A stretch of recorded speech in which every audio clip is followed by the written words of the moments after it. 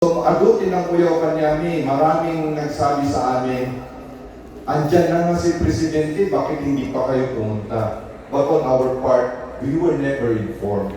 Nakita nila ang di Facebook na may dito trading post. Tulad din nakipicturean si siya, ay way igun na ay na doon. Ay way indawak ng sika, ay panmerinda. Nag-even, nag-look, nakita jay inbaganti farmer, kan traders kan na dito umili dito trading post nga ure kumamot nung nagpamirinda ni Presidente. Kathaan. Haan nga umanay, deta ginatang yung 20 tons dito trading post iti munisipyo tila Trinidad. The average nga natin nga umumay dito yung munisipyo, nag-convention baptisi is 500 metric tons. Di ginatang dapat 20 tons.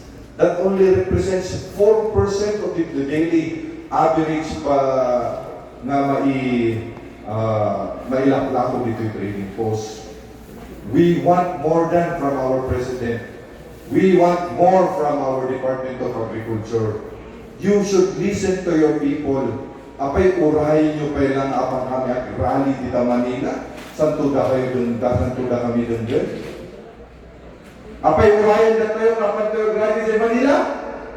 Agsaw kayo. Apay masapon na aramidan tayo de Santo Daya nga gumunod.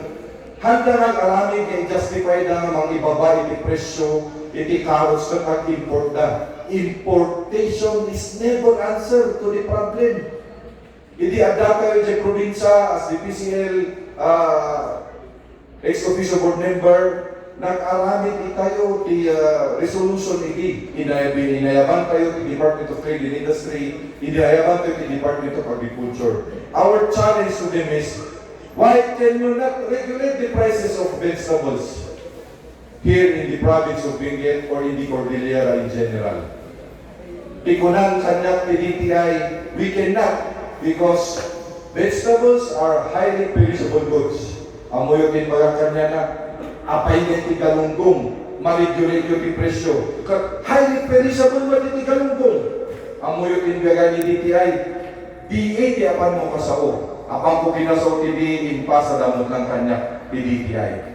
Dahil ito nga move that was overtaken by events, nag-COVID tayo, nag-election tayo, so nga natuloy. Nung dahil ito yung kayat ko nga direksyon nga lang tayo.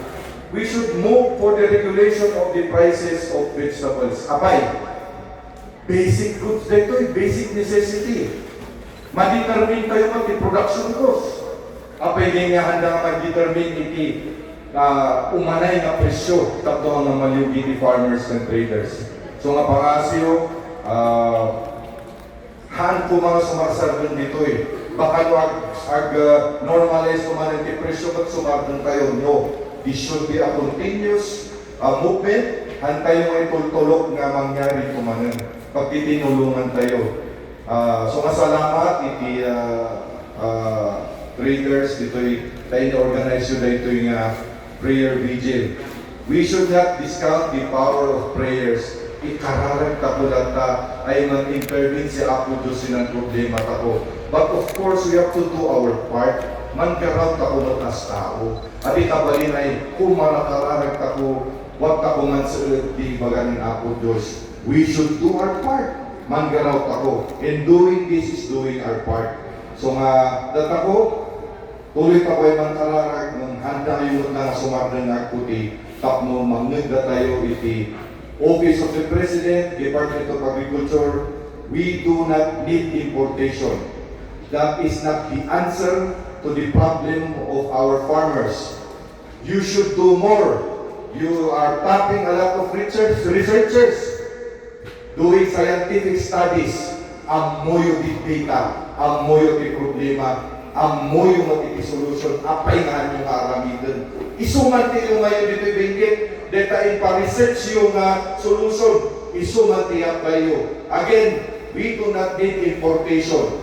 God, please intervene dito yung problema ng farmers, iti Benguet, and Cordillera in general.